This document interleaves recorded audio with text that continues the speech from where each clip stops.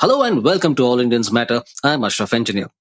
Business management education in India has evolved significantly over the decades, especially after liberalization in the 1990s and the era of high growth. As corporations began playing an increasingly larger role in the economy and society, the demand for MBA degrees skyrocketed. This in turn led to the establishment of many public and private institutions offering MBAs. As such schools became almost ubiquitous, several challenges arose, not least that many of the graduates they produced were not employable in the first place. That apart, facing severe disruption due to technology as well as a fast changing business landscape, management education finds itself at another inflection point. The urgent imperatives of sustainability, inclusion, and competitiveness all demand a transformation to ensure such education remains relevant to students, industry, and the challenges before the world.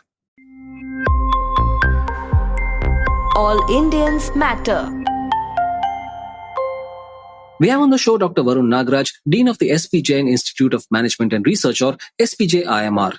Dr. Nagaraj has focused on research and community engagement efforts by setting up an institutional North Star of advancing wise innovation. During a 30-year career in product innovation in Boston and Silicon Valley, before taking on the role at SPJ-IMR, he held various product leadership roles, including that of CEO at venture-funded startups and public companies. He was also a partner at PRTM Management Consulting, now part of PwC. Welcome, Varun.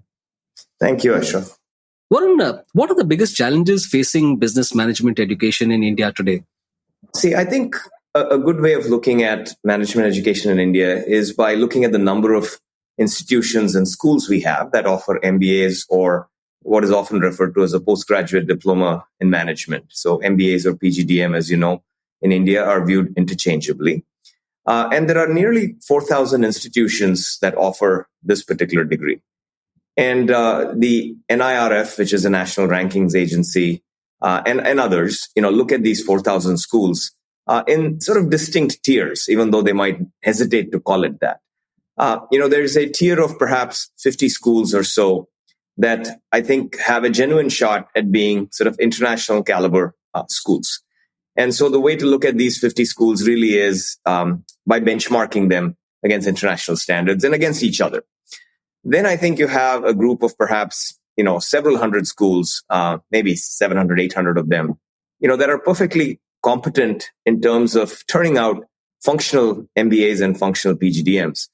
Then, unfortunately, at the base of the pyramid, you do have probably a few thousand schools, each of them maybe putting out between 50 and 100 or 50 and 150 graduates a year, which is where I think the issue is that you talked about, right? Are these folks employment ready? What really is going on in these thousands of schools? Are these universities or schools actually providing a good return on investment, to the students who, invest their aspirations and hopes into these particular schools? So I think we should have probably a different conversation about the three tiers, if you will, and even if not explicitly, at least when I'm giving you an answer to a broader question, I might point out that, for this group of schools, here's how I would answer it. But for the other group of schools, the answer might be different. So I hope you'll allow me to have these more nuanced answers to your questions that follow. Absolutely. In fact, I encourage it because you're absolutely right. I mean, I was going to mention at some stage, or I might already have mentioned that, MBA schools or business schools are almost ubiquitous. You find them virtually in every neighborhood now. They're simply cashing in on the demand, I think, for that sort of thing. But we'll come to that. Varun, in a second. But I just wanted to ask, COVID-19 made digitization switch to warp speed. Now, naturally, this impacts businesses and the way they are managed. What does this mean for B schools? So I think there's probably two ways of looking at B schools. One is, at the end of the day, B schools or universities, whether they profit or non-profit, are businesses. They have to produce enough cash flow, however the incoming cash comes in, to balance their operating costs. So at one level, I would say the experience that universities had was no different than the experience that other businesses had, right? How do you keep the lights on? How do you keep fulfilling your mission even while the pandemic is raging? So in that sense, a lot of the things that universities did were probably identical to what other companies did. How do you essentially go to a remote workforce? Except in this case, the workforce also has a student force associated with it, if you will. But one would argue, I was at that time when COVID struck, I was in California working as a chief operating officer for an AI company. whose customers were utilities, like Adani Electric and so forth. Not Adani particularly, but, that kind of company.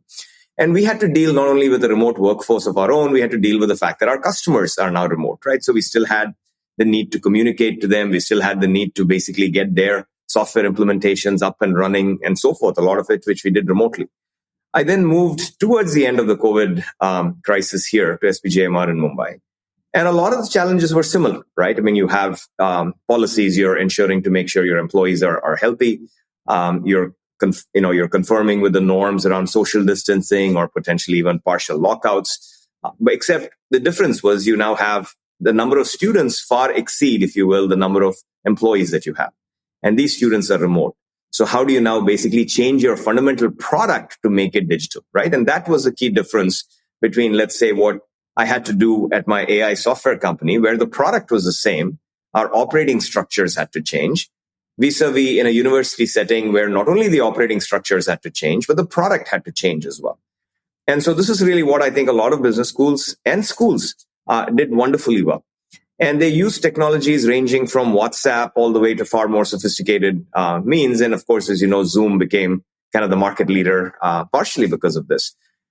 Now, the key really is, we sometimes over-rotate on sort of the importance of technology. So I really want to give you a low-tech example.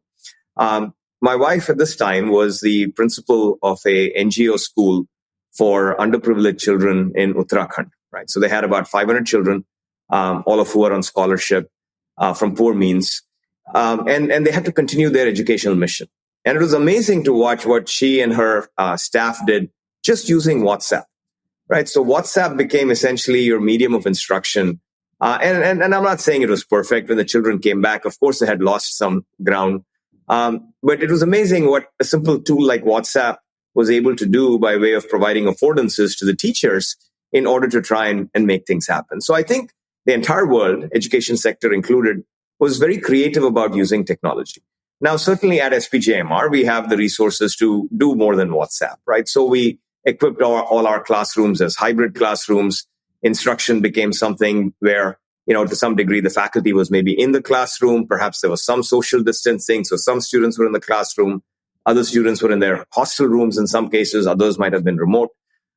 We learned how to essentially change the way in which the classroom discussion works. So the content of the product, how it is delivered in class, post class, how do you do group work, for example? So the whole idea of using breakout rooms in Zoom, which by the way was a very nice feature, allowed you to simulate the breakout groups or the project groups that you have. But you also know that people's attention span is much lower virtually than it is in person. So how do you then change the amount of content that you package into each discussion? How often do you jump in to test if people are understanding what's going on? How do you keep a group engaged hour after hour after hour with no social interaction happening between them? So I think these were the challenges that all educational institutions had to deal with that were different than the challenges that, other businesses had to deal with. So we had to deal with the regular business challenges, plus we had to really modify the product itself.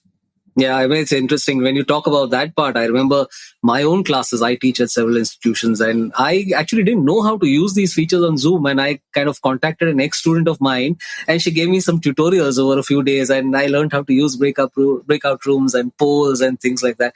It was just quite nostalgic actually when you mentioned all this.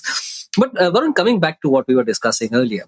Now, industry has long held that a large number of graduates and postgraduates are not actually employable, that they don't have the skills to deliver in this modern world. Now, how serious is this issue?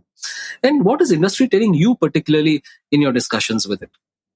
Okay. And so here, Ashraf, I'll sort of revert to that three-tier model, if you will, because I think the answer is different.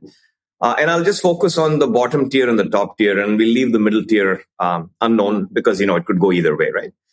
So in the bottom tier, I think when industry talks about the fact that graduates are unemployable, and let's say they're talking about not just MBA graduates, they're talking about engineering graduates as well. We have 4,000 MBA schools. You have many more engineering schools churning out lakhs and lakhs of engineers, millions of engineers actually per year that, many of them are not employable.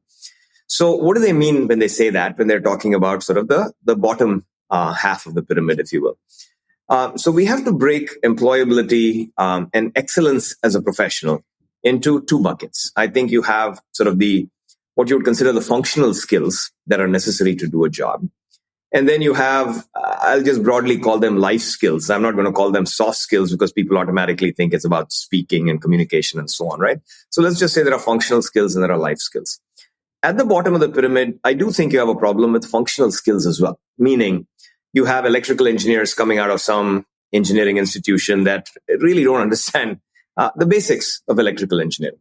They've gone through a 4-year program, but who knows what the caliber of the teachers really was? Who knows how exactly the instruction was delivered? So you have a bunch of students coming out with what I would consider insufficient functional knowledge to go in and start doing the job at whoever it is that is hiring them. And this has long been known. I don't think it's probably at least a 20-year, 25-year problem, at least on the engineering side. And so you've had institutions like Infosys that run essentially a finishing school, a long finishing school, maybe a whole year long in places like Mysore, right? So Infosys might take 10,000 people a year into their Mysore campus. These are new graduates that they've hired. And they generally conclude that these folks lack the functional skills that are necessary to work at Infosys. And so for a whole year, they're basically in training school at Infosys, where Infosys is teaching them essentially what they could have learned during the 4 years, right? It's not a horrible model, honestly, right? You could argue that, hey, it's a wasted year and so on. But honestly, if you look at the people who have gone into that program, they have learned things they wouldn't have learned in a university. And so, did it need a whole year? Could it have been done in 3 months? Possibly, right? So maybe there is some lost productivity there. But organizations like Infosys have certainly figured out the fact that they can provide the functional skills that students need to succeed within Infosys. Problem, of course, is not everybody has the resources of an Infosys in order to be able to onboard these numbers of people and essentially provide an extra year's worth of education, right? That really is the problem. So, if you're Bisleri and you're hiring, 25 engineers, sure, you can do some level of training, and HR and leadership and development could probably have some basic courses, but Bisleri is not thinking of teaching chemical engineering or mechanical engineering to the 25 engineers that they hired. Or they're not looking to teach financial accounting to the 10 MBAs that they hired, right? Their expectation is these people come in with that. So we do have a problem, though Infosys represents one way of solving that particular problem. But if you insist on the bottom half of the pyramid as essentially delivering functionally literate graduates, that is a standard that the regulation agencies are trying to hold the bottom of the pyramid up to, right? Do you have sufficient number of faculty? Who are these faculty, right? And are they aware of what it is that, electrical engineering looks like these days, or financial accounting or digital marketing looks like these days? Are you being taught by somebody who is 20 years or 30 years away from any kind of marketing they did, and they're trying to teach you digital marketing based on what they're reading on medium.com, right? So these are the right kinds of questions. And therefore, the regulation institutions have tried to insist that practitioners be included as well in the delivery scheme. And that's the reason, Ashraf, you are a popular invitee into university campuses, because you bring a practitioner viewpoint into the classrooms that you take. So that is a relatively short-term fix, right? That in the bottom of the pyramid, can we involve a fair number of practitioners, not just providing requirements, but actually actively engaged in the delivery, of content, in the delivery of teaching, and that way try and address the functional skill gap that might be emerging in that lower half of the pyramid. The upper half of the pyramid, or the upper 10th of the pyramid, because I said, maybe 50, maybe max 100 schools out of 4,000, I don't believe have that particular problem. If you look at the caliber of instruction, the caliber of inclusion of industry in the classroom, also the caliber of the students themselves, by the way, right? I mean, there is, unfortunately in India, we have a hierarchical structure where the best students are in the top 100 schools, right? So if you put all these things together, you come out with functionally literate engineers and functionally literate MBAs. I have never personally had one conversation with an industry recruiter that had any issue whatsoever about the functional literacy of our graduates or graduates of schools like ours. Now, they might occasionally talk about the fact, that, hey, your curriculum should expand to include how Gen AI is changing marketing. True, right? But those kinds of topics, as you know, Ashraf, are also potentially self-taught topics and pretty rapidly self-taught topics. So sure, institutions like ours will include contemporary trends that are happening, what their impact in the classroom might be. But we're relying on the fact that once our students are in a job, if they need to learn how to use Gen AI to basically do targeted marketing, they'll figure it out, right? It's not that big a deal.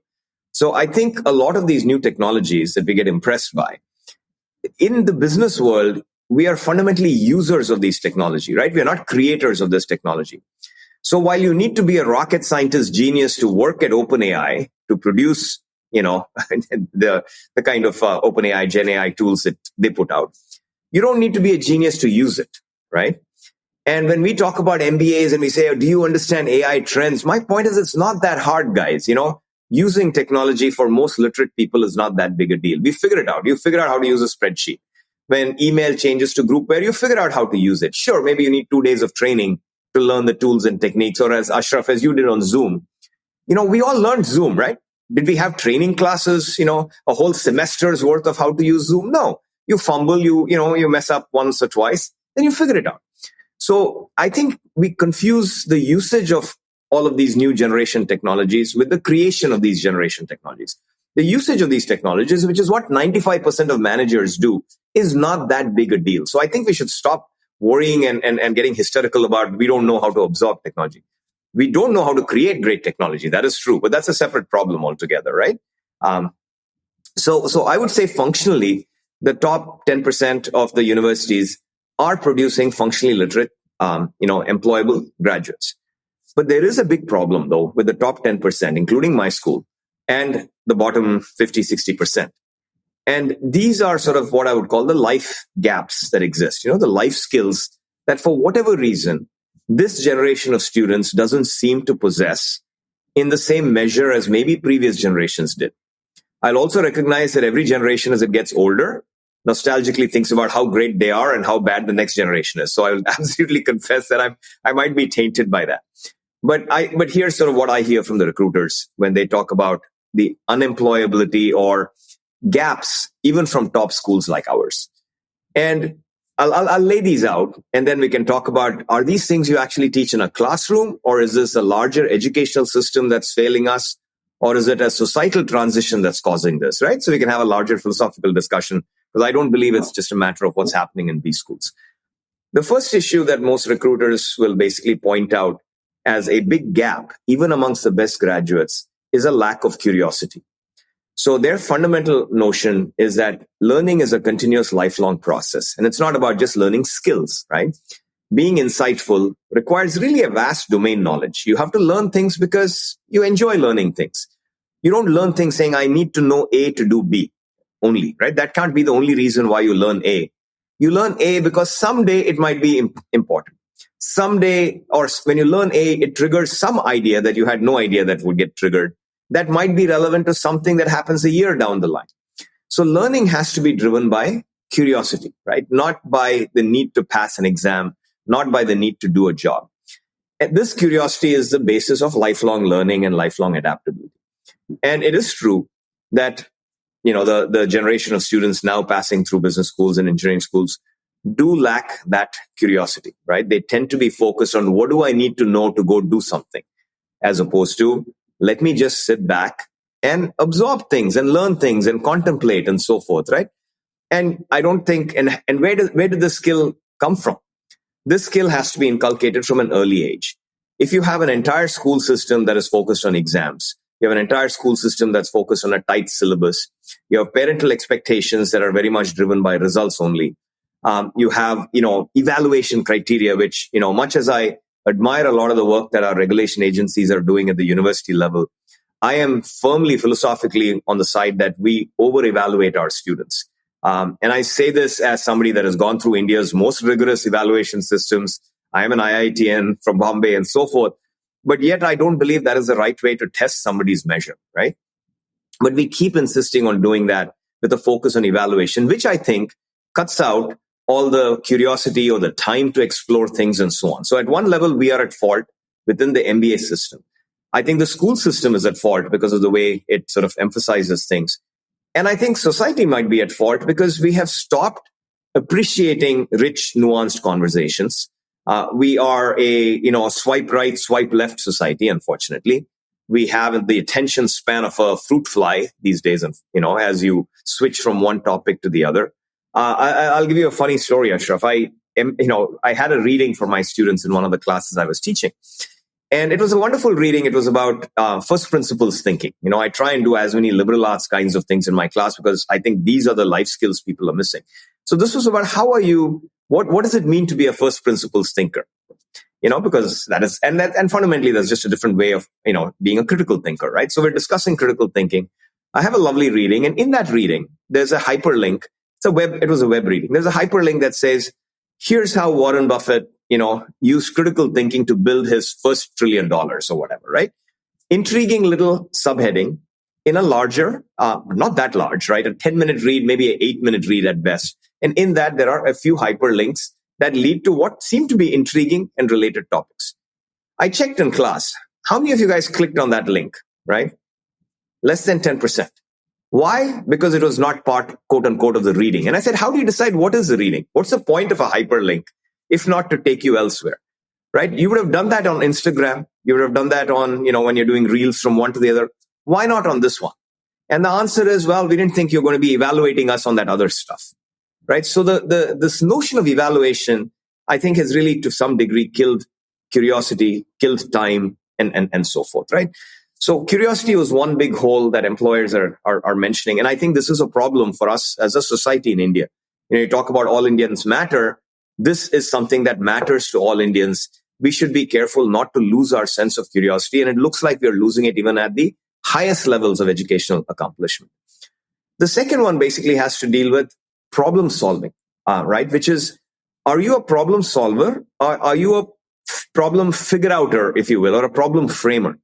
A problem solver is what we have all been trained to do. Your teacher gives you a problem, you have a math problem, a physics problem, you try and come up with an answer. The real world isn't like that. Nobody ever poses a question to you, right? You enter a messy world in the workforce. It's not clear what even the goal needs to be. So part of what you need to figure out is really working in an unstructured environment where even there is no question to answer. You have to figure out which of the 10 possible questions make the most amount of sense to answer, right? So framing a question, looking at a messy situation and saying, these are all the possible things that maybe need to be answered. Which of these should I answer, right? And then you go about answering it. That makes people really, really uncomfortable. It is like, what is a question you want me to answer? How are you going to evaluate or assess the answer? What is the right answer? What is the wrong answer? And the answer is there is no right or wrong answer. There's no right or wrong question, right? So this ability to operate in the gray zone in a total state of ambiguity is one that employers are saying our students don't have. And why is that? Because what it means is they need much more supervision. It means that managers have to be specifying jobs and projects for these people, have to be monitoring them, have to tell them, here's how I will assess you. And that may be okay in school. That is not how you run a good business with this kind of, I will tell you exactly what to do and here's how I'm going to evaluate it, right? People should be able to come in and figure out what needs to be done, do the right thing, and so forth. And the third big thing folks talk about is really the work ethic. And this one, again, might sound generational to some degree. The work ethic is really one where you're looking at this whole notion of professionalism, accountability, no excuses, right? Versus sort of saying, I couldn't do it because of X, Y, Z. And here, I think we're having a couple of things. One, I do see the younger generation hiding behind excuses a lot more, right? As opposed to just fessing up. If you don't get something done, that's fine. You failed, big deal. But this generation is not used to failing. In the top 50 business schools, these are your 99 CAT score people, right? In their mind, they're successes. I'm trying to tell them that, yeah, you're all failures and it's perfectly fine, right? And think about all the times you've failed and learned. And that's how in my business, I've unfortunately run companies that went nowhere, right? I've had situations where the outcome was terrible. But, you pick yourself up, you learn something and you soldier on. And this generation is not strong enough, in my opinion, to deal with failure. And therefore, they get stressed. You hear about a greater amount of mental health issues. Much of it is legitimate. But I also think some of it is basically coming from the lack of resilience that people have, right? If you are accepting of the fact that you will fail half the time, the level of stress you put on yourself will be lower as well. But for a various bunch of reasons, we have created a generation of people who are high-stress people who don't want to fail, therefore will not take chances. But at the same time, when they do fail, it is never their fault. It's always somebody else's fault, right? So there's a world of excuses. And then there is this whole work-life balance stuff, which, I am firmly on the side as an older guy that first you work and then you look for balance. You don't start with work-life balance on day one. And so all these things combine to basically make employers frustrated about the quality of the product that they're hiring, right? So when they say lack of work ethic, lack of resilience, the inability to take ownership, making excuses, they're all related to each other, right? They're like your mindset with which you approach a professional situation. So the first part is sort of curiosity, right? Which just allows you to know a bunch of things and be interested. The vitality of life and thought comes from interest and curiosity. That seems to be a problem. The second one is, even if you had curiosity, you have to have the ability to look at everything you're learning and figuring out, what does it all mean, right? What are the big questions? How might I go about it? That is not the same as problem solving. That's problem framing based on the curiosity that brought in all this information. And the third is, once you've framed the problem, you've figured out what you might want to do, being fearless and professional and hardworking about tackling those issues. These three things to me are life skills, Ashraf. And somehow we are failing, the younger generation in preparing them with these life skills. How we go about it in the top 50 business schools will be different than perhaps how you go about it elsewhere. But I think here, all 4,000 business schools have to come together to figure out how to address these three things. Because I think these are actually plaguing the entire system, not just the MBA system, the engineering system, our arts and science systems, our schooling systems, and so on. This is a larger conversation to have. And just by claiming at some high level saying, teach critical thinking, it doesn't quite happen that way. You have to have a lot of systemic changes in what you value, what you evaluate, how you reward success, what attitudes you inculcate, how you celebrate failure. Why do we only celebrate successes? Why don't we celebrate the two biggest wipeouts of the year from which we all learned, right? As opposed to being embarrassed about those wipeouts. So I think these are some more fundamental changes. And I might be sounding a bit Silicon Valley-ish American in this particular manner, but I do think these are reasons why certain other societies maybe have innovated at a faster pace. Yeah, but I think the other factor, Varun, I often think about is leadership. Now, in this particular world where globalization is increasing, I think the quality of leadership is critical to any organization's success. I mean, we already talked about other, quote unquote, soft skills such as communication, empathy, etc. Particularly when it comes to leadership, how are B schools pivoting? So I think that's a great question, right? So the question would be, what are kind of the skills that the new leader needs to take into the workplace? And remember, B school graduates are not going to be leaders day one, right? Maybe if they go join a sales and distribution arm of Asian Paints, within 3-4 years, they're actually running, they're being leaders to their dealer network and so on. But the fact is, typically in 3, 4, 5 years, if you're joined many other places, your title may have gone up, but you're really not a leader yet. So I'm going to take like a 10-year view, if you will, right? So how do you post MBA, day one through year 10, if you will, become a better leader? What skills do we need today that, besides the functional skills, right? Because the three things I told you about, the ones I was ranting about, are all sort of personal oriented things, right? That you as an individual needs to do. You've moved the conversation very nicely to, okay, even if you as an individual are curious, even you as an individual are hardworking, you're comfortable in ambiguity, that's great, but you're also a leader. How do you basically have your teams succeed? How do you become a good leader? So I think it's a very different question. Great question. So if you look at the new kinds of skills that I think a leader needs to have, there's a whole set of internationalization kinds of skills that I think a leader needs to bring in, right? A broader perspective, because at the end of the day, I fear, and I think you might share that fear, that sometimes we are turning inwards a little bit too much. Right? We are becoming a little self-congratulatory in how great we are. We celebrate our successes as a country, which is good to do, but it should not come at the cost of recognizing we still work in a global environment, and we should not declare victory too soon. And I sometimes see that tendency, right? We are absolutely, all the trends are right, but we are not number one yet, right? So let's not pretend we are number one. Let's fight to be number one. So which basically means being very conscious of the international world, benchmarking against them, looking at leadership styles that are emerging, and so forth. So international exposure, in my mind, is a really important thing to do. And yet you do see that there is a tendency to not look to the outside as much as we used to. Now, my generation, your generation, Ashraf, could be criticized as being too Western influenced in the past. But there's a difference between Western influenced and Western informed, in my opinion. It is important for us to be informed about the larger world we work in. I'm not saying you have to celebrate it. You have to at least be aware of your competition, right? You have to be aware of who you're trying to beat. And I am seeing a decreasing level of internationalization in Indian society to some degree, and in education to some degree, right? We're talking about let's go back to our roots, let's go back and learn from Indic wisdom and so forth, which I'll come to in a second. But that cannot be at the expense of understanding the larger context that we operate in. And if anything, it's become even faster.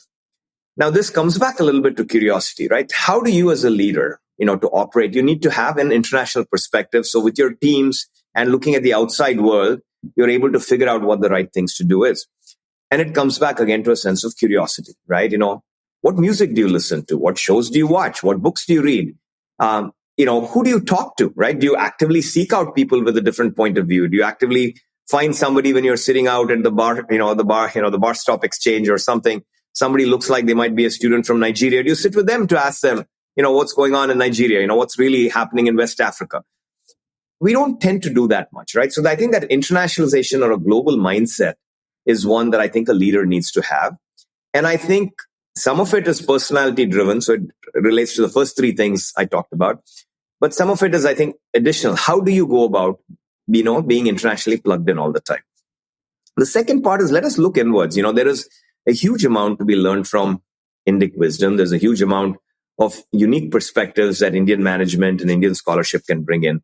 But I'll put it in the larger context of wisdom, right? So I do think, there have been many, many terms used for leadership, servant leadership, etc. Right? We've all heard those particular phrases of different kinds of leadership.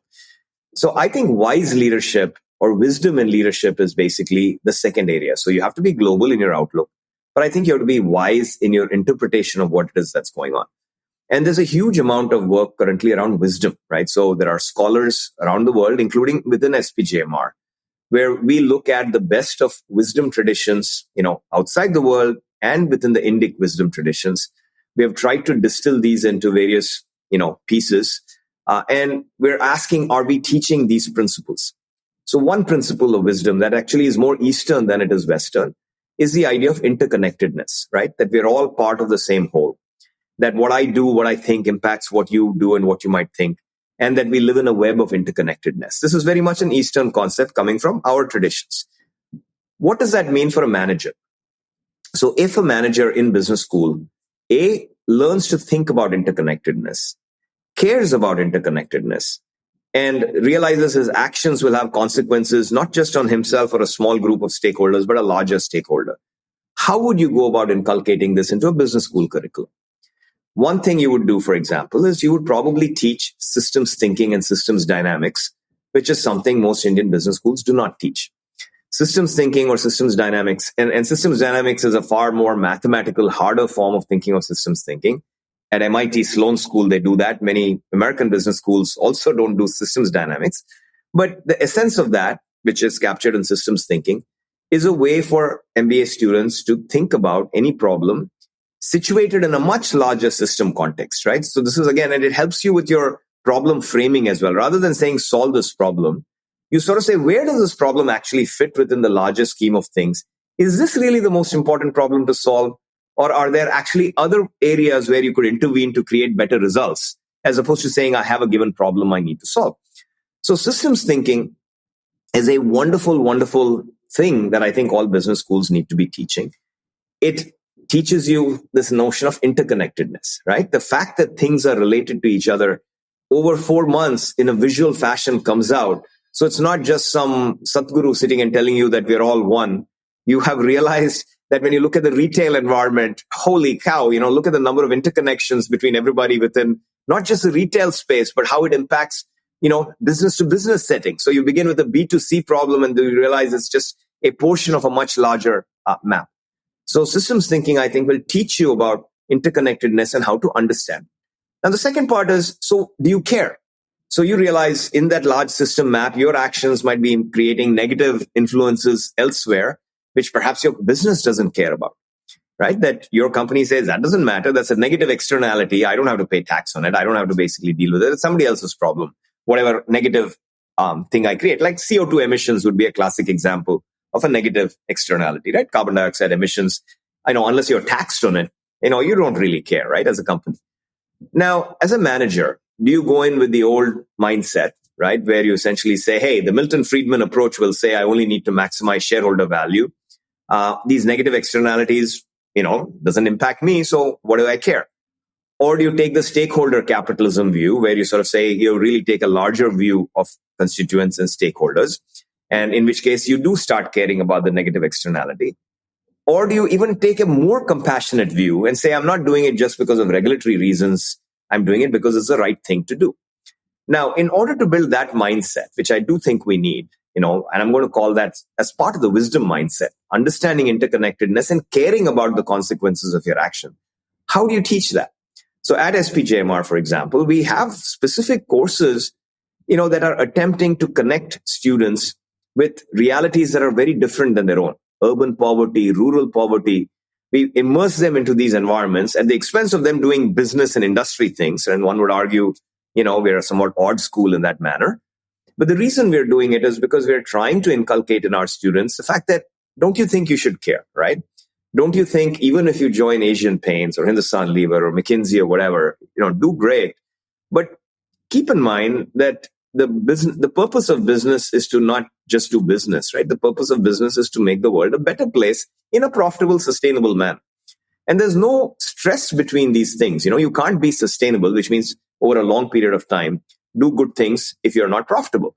On the other hand, if your profit comes at the cost of sacrificing the future, you're not going to be profitable in the long term either, right? So there really is no conflict that people say, do I have to do well or do I have to do good? The answer is you can do both. These kinds of debates, these kinds of problems, or these kinds of conversations, business schools need to have. So they prepare the kinds of leaders who will go out into the workforce, have a global perspective as to what it is, how do we compete, how do we become the number one we, deserve to be, but need to work for.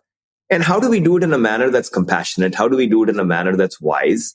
So I would sort of say these perhaps are the two, globalization and wisdom might be the two things that we really do need to focus on in the next generation of leaders. Right.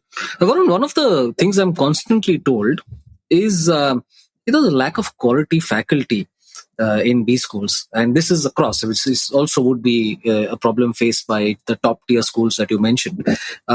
First of all, how serious is this problem? And secondly, do you think greater collaboration with industry, greater industry involvement is the answer to that? The first part is yes, there is a problem. Two, what you're suggesting, industry collaboration, is a part of the solution, right? So let me just talk about both of those questions. Do we have a problem with not having enough faculty? If you look at 4,000 business schools, the answer is definitely yes. If you look at, and then again, the question is, who's the right faculty? So I'm going to break it into sort of the traditional faculty, the PhD type folks, if you will, who are sort of professional academics, but focused on management as a discipline. A business school might have anywhere between, 30, 40 faculty members, maybe 20 if it's really small, all the way to 100, 200, right? So if you do the mathematics and say, okay, 4,000 schools, assume on average 50 faculty members per school, that's a pretty big number, right? That's, 4,000 times 50 is 200,000, right? So the point is, do you have actually that many qualified, management PhDs or, even sociology PhDs, psychology PhDs are fine, right? If they have actually the right mindset. And the answer is no. So do we have the ability to put, more PhDs out? And I think most top business schools are increasing the number of students they have in their respective PhD programs. We and other schools all have now a new executive PhD option that has been added for folks from industry, where hopefully they pick up the essence of academia, but don't lose the essence of who they are, which is practitioners with a lot of experience. That's a little bit of, so that's a late stage PhD, if you will, to some degree. And this late stage PhD is being taken up by two kinds of people. It's being taken up by people who are currently teachers in business school, but who don't have a PhD, right? So they're trying to essentially get the PhD credential. And it's also being taken up by people who are genuinely in industry, right? And for whatever reason, at the age of 35, 40, 45, decide this is what they want to do. So the supply of PhDs is definitely increasing. The quality of PhDs, because I do sit on all the PhD committees of our students who are PhD candidates. I sit obviously on the selection committees of our incoming faculty. And we're typically within India looking at folks that have got PhDs out of IIM, Ahmedabad, Bangalore, Calcutta, typically, right? I mean, those are the ones we look at. The caliber of these PhD candidates is definitely starting to approach world-class levels. I did my PhD in the US not that long ago. I was one of the late-stage PhDs, if you will. And so I think I'm still qualified to benchmark the new generation of PhDs coming in from Indian schools, top schools, and the ones that I'm familiar with. And the gap is definitely closing. So I think we are producing high-quality PhDs. But the numbers are such that, even if you have 15, 20 coming out per year from the top 50 schools, that is 1,000, right? Versus the kinds of numbers I'm talking about.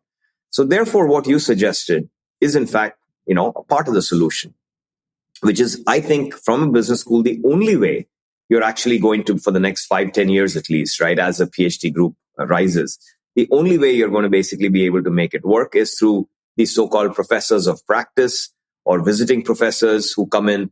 And the difference really is a professor of practice, which is now a designation that our accreditation agencies are encouraging, which is very good.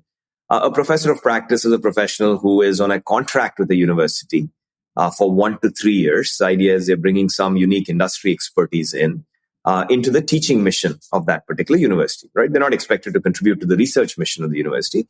They contribute to the teaching mission of the university.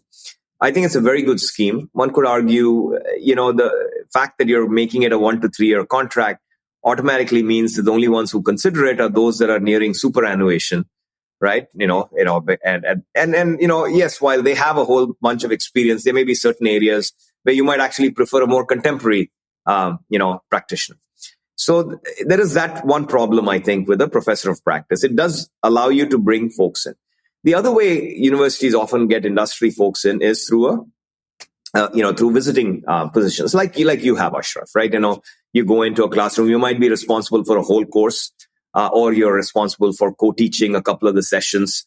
Either way, I think these are good things for industry people who are comfortable talking about and sharing their experiences and instructing students. It's a very good thing for folks to do. Question is, if you're in the bottom half of these schools, do you have access to these industry people, right? See, it's easy for me to pick up the phone and call our alumni to come into class to, discuss something. Going down the line, I might basically, we're doing a class on branding, Ashraf, my marketing prof might call you and say, hey, Ashraf, come in for a session. And we do that with, companies all the time.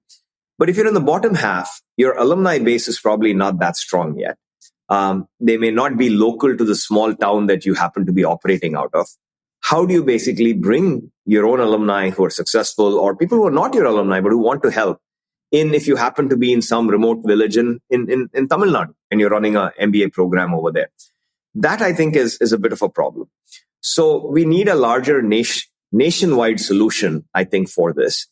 And I'll give a shout out to TCS here that I think is trying to solve this particular problem. And I hope they do. So, as TCS had reached out to a bunch of business schools talking about this particular problem. And their idea is some sort of a talent marketplace, of universities that are looking for visiting faculty around specific areas and industry people who are willing to contribute with their limitations and their restrictions and parameters, if you will, to then see if, in fact, the lower tier of business schools actually have access to a larger pool of industry people that today they don't have visibility to. For example, maybe you want to go to Rameshwaram, Ashraf, but perhaps a business school in Rameshwaram, and you are in touch with each other. And then there is a vacation that you take towards Rameshwaram and you go in and you teach a week's worth of classes there and you teach them brand strategy, as an example, from a practitioner's point of view. So I think this sort of a platform, that could be put together. In this case, TCS is looking to do it. There is a wonderful national initiative called Honest, ONEST. And we may have all heard about ONDC, which is trying to create open commerce, if you will. So Honest, again, uses the same approach or the same protocols, which are called the Beacon protocols, which interestingly, that organization is led by an SPJMR alum. So shout out to him. So the Beacon protocols are the basis of this honest network, where the idea is that people who have the ability to provide education of some sort and people who want to receive it are on a network that is like a marketplace. TCS may be using honest, maybe not, I don't know. But what they're trying to do is fundamentally a similar thing, right? Trying to be the lead aggregator of this network. I really don't know how else you fix this problem, Ashraf, because that number gap is so huge and access in the bottom of the pyramid towards these industry professionals is not strong. That needs to be fixed. I think that is a short-term fix or a medium-term fix that could be done because it is technology-based, right? And things can happen fast. The first one, which is increasing the supply of quality PhDs, will take some time to play out. Absolutely. That's right. That TCS model made me think of the line. It's like an Uber for faculty. Indeed. But hopefully without the 4-star, 5-star ratings and all that. I do think there are some things that have to be kept sacrosanct from consumer ratings. At least I didn't say Tinder for faculty. True. But you will start getting younger faculty. Who knows? That might be a feature the platform needs to offer too, right? But Varun, also the way MBA programs are structured. Now, there has been a lot of talk about shifting to shorter duration and modular programs, delivering specific capabilities. 2 year MBAs, it is often said, will give way to modular 15-month or 1-year programs, and market demand is likely to increase for these shorter programs that provide super specialized certifications. What's your view of that debate? I actually agree with you, Ashraf. I think the 2-year MBA serves a certain niche.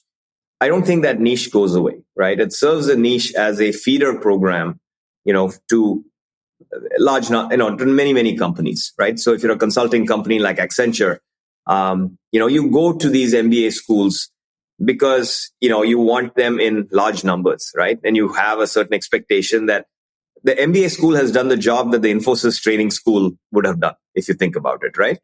And so in the top 50 business schools, I don't see the demand for the 2-year MBA actually reducing because you do need those graduates to take the management trainee programs and the management training positions at Mahindra, at Tata Sons, at McKinsey, at Accenture, at Deutsche Bank, et cetera, right? So these are all necessary.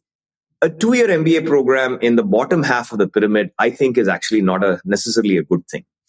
Because here's where the return on investment, it becomes an issue.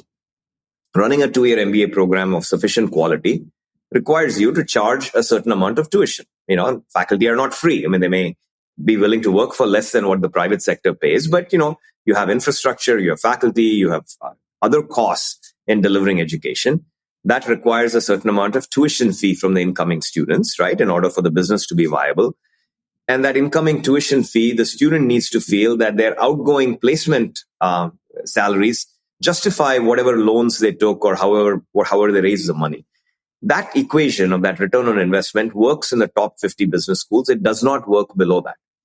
And so you've got a situation where not only is the quality of education maybe suspect in the bottom half of the pyramid, the ROI is definitely not there as well. And so one would ask whether, in fact, the world needs or India needs, 4,000 business schools offering 2-year programs. It may not, right? It may need much fewer than that, in my opinion. We're also seeing, there are these 1-year programs that exist as well in India, right? That IIMs run, we run, and so forth. And they're meant for folks who are more 5 years in, 7 years into their careers, who then take a year to come in and do an MBA. This, by the way, is a typical American model, right? American business schools do not take young MBAs the way we do.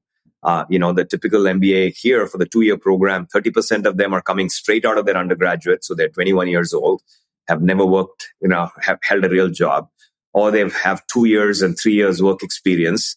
And it's very cute when you ask them, so how much work experience do you have? And they'll say 2.4.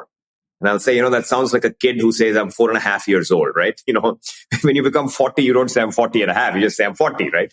So the point is, we take these young folks. So that's the 2-year MBA. So there is an experiment that's been running in India now for a while about this 1-year MBA. And this is an interesting experiment, right? How many people are willing to forego where they are in their lives, for a whole year without income, go back into campus and do a 1-year program? And the number of applicants for this particular class of programs, even within the IIMs or within SPJMR and so forth, is much fewer than the number of applicants you have for that 2-year program. So the 2-year program will basically have, you will have basically 20 applicants for every one applicant that you end up picking, right? So that's kind of demand you have.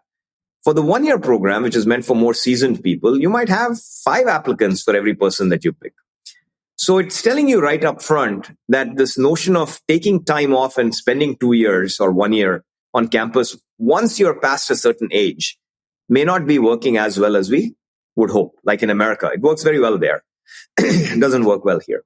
So now you look at alternate forms of education, right? Either your company sponsors you, and so therefore we run an executive management program that's company sponsored, where they are working with a company, but they come in for 10 days every quarter on campus. So they get the best of both worlds, and then they take their learnings back into their business. And the faculty here work, in fact, with the sponsoring managers. So the projects they're working on are actually very relevant to what their day job happens to be.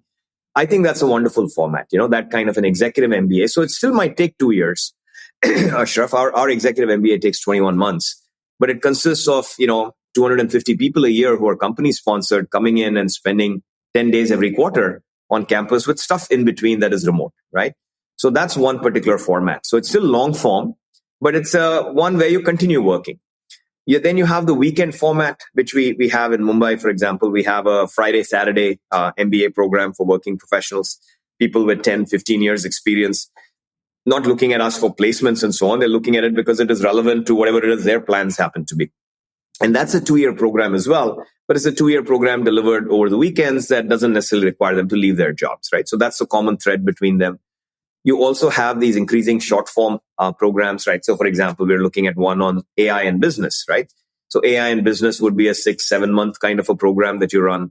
My wife recently did a program online, which was about, managing the nonprofit sector, again, at one of the IMs. And that was essentially a 9-month program done, for 3 hours every weekend, done remotely in their case. So these kinds of formats will come about where you have shorter form. But again, the main common theme across all these is you stay in your current job or you continue your professional careers and you absorb the information that you need. And it could be very small size. It could be a 3-month effort. You're trying to understand fintech because maybe you're working in a bank. You're looking at a new job in a new division, within HDFC, where it is necessary to understand fintech well. And you go in and you do a 3-month certificate program on fintech, from us or from anybody else. So that form of education, I absolutely think is a future. The 2-year form, I think, does survive, but I think it survives with smaller numbers and probably concentrated in the best schools. Right.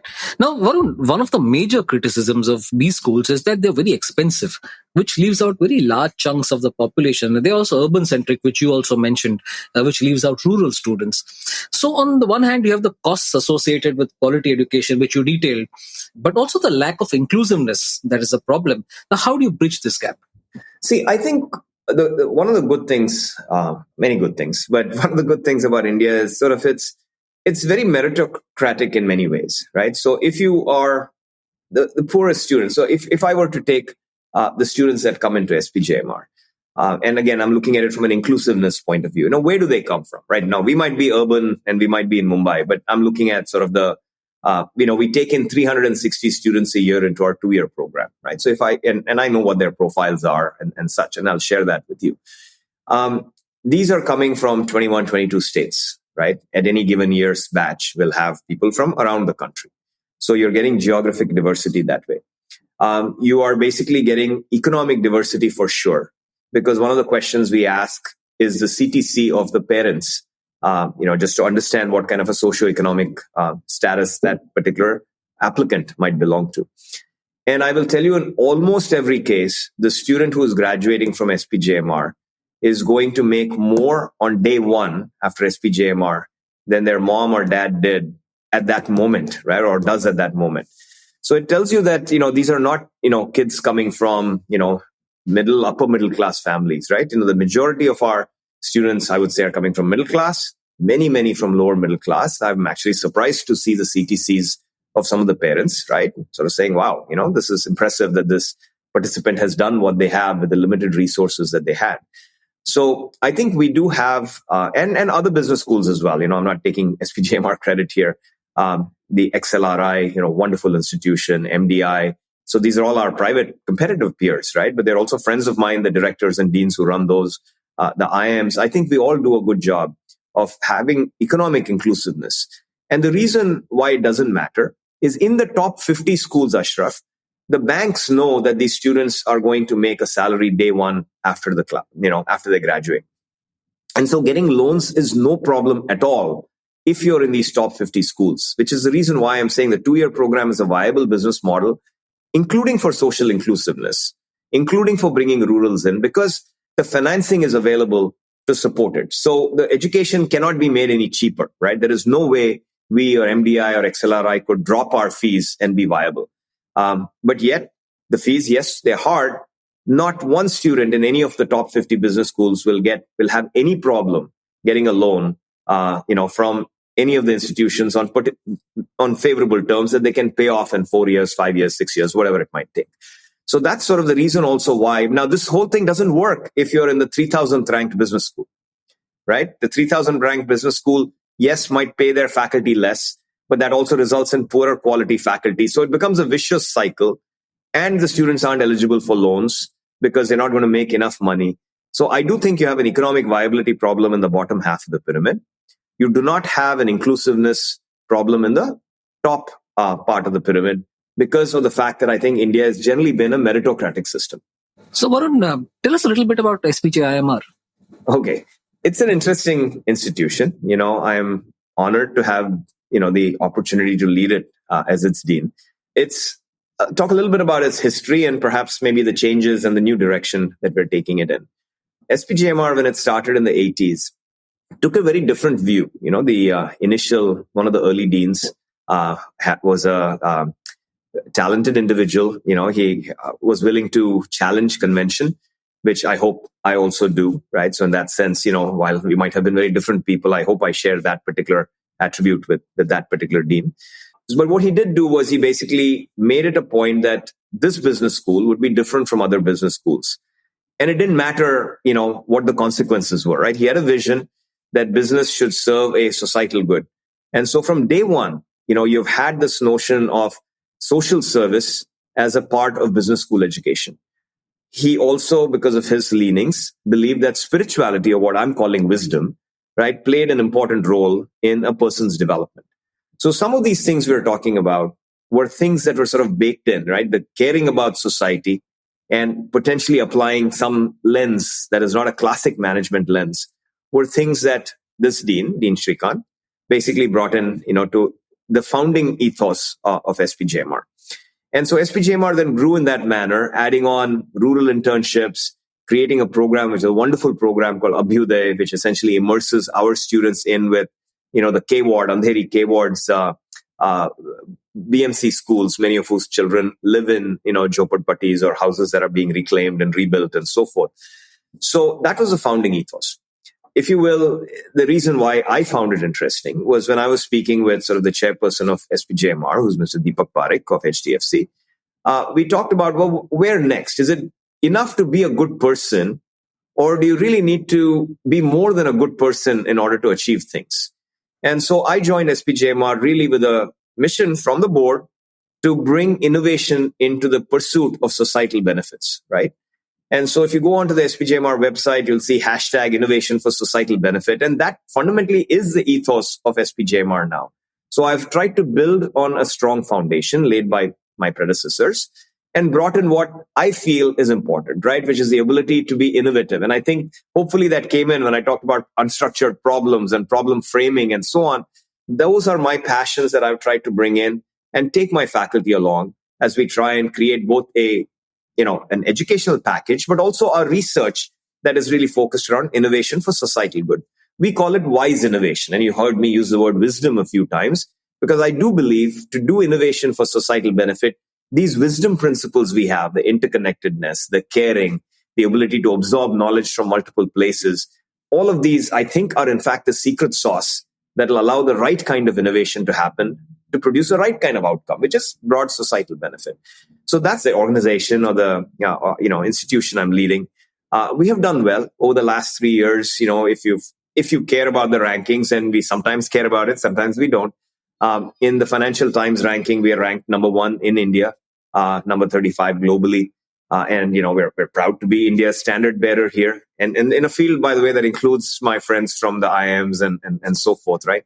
Generally, the India Today, Business Today kinds of rankings will position us in very favorable light as well. But I'd like to think that we're trying to create a business school that matches the needs of the future. It is challenging because the student demographic is changing, and it is a challenge. It's just not me as an old fart here, Ashraf. I guess all the old farts that basically are at the IIMs and MDI, the people I meet at our dean director kinds of things, talk about the same thing, the lack of curiosity, the lack of drive, and so forth. So this is something we have to solve outside the business school context. I don't think it's an MBA problem. I think it's a larger problem. So those are the challenges. But, you do what you can do, right? And then the domain you have is what you have. And the new trends you have talked about, the bite-sized education, all of those are absolutely valid. So those are all the things that basically are reshaping SPJMR. I'm fortunate to have the opportunity to lead it in these times. I just want to point out that not all old farts join educational institutions. Some of them start podcasts. It's educational stuff. It's just delivered in a different bite-sized manner. Yours is a 1-hour bite-sized manner. But Varun, that actually is a good time to ask you, and this is a question I ask all my guests at the end of the show. Why do you do this work? I think we all seek meaning or purpose, right? And one of the advantages of being on the second half of your career, if you will, is you have a chance to reflect on all the things you missed in the first half of the career, right? And you have a chance to make things right. And therefore, I am a little harsh when I look at a 25-year-old and say, how come they're missing all these things? Because I was missing all those things too, right? I mean, to some degree. I wish I'd known what was required. And so therefore I jump in and try and, hopefully fix the situation. But let's think, why do I do what I do, right? The first half of my career was good. I had a wonderful first innings, if you will, in the US. I'm proud of, the things I was able to contribute professionally. And it was a lot of fun. But I think a couple of things happen. One, we all want more impact and purpose and meaning in life. Hopefully leave behind things that are a little more sustaining. And one of the problems, of course, in Silicon Valley is all the products you do, 3-4 years later, they're obsolete, right? So in a sense, I'd be hard pressed to point to products that I worked on that I was so proud of that are still in existence. I'll have to say that set the stage for something else, which set the stage for something else, right? In contrast, my father was a civil engineer for the atomic energy department in India. And I look at the things he built and left behind, the atomic projects, the Indira Gandhi Research Center in Kalpakkam near Chennai, the Kakrapar nuclear projects, and the entire township. He was the chief engineer of that. So, you have your father envy, right? You look at your dad and say, man, he left behind things that are going to last. What have I left behind? And so then you sort of say, okay, I do have a second innings, right? And some people should bat better in the second innings than the first innings. What do I want to do in my second innings? So my second innings, I said, I'm going to focus on hopefully leaving some sort of a lasting impact. But knowing what I know, could it be through influencing others? Could it be through maybe having an army of people, that think in a positive way? So it's not just me trying to make a difference. It's a bunch of people trying to make a difference. And teaching is a wonderful way to do that. If you do connect with who it is you're trying to teach, and maybe 10% of your students get why you're doing what you're doing, and it inspires them in some manner to do the right thing. So I think it's probably, the desperate middle-aged search for meaning, Ashraf, right? That we should all have a purpose in life. And I'm hoping my purpose in life is fulfilled through leading SPJMR, influencing students, and creating some good research that makes the world a better place in however small a way. Desperate middle-aged leanings. Some of us just buy motorcycles, or but thanks so much for being on the show. Thank you, Ashraf. It was a fun conversation. Thank you so much. All Indians matter.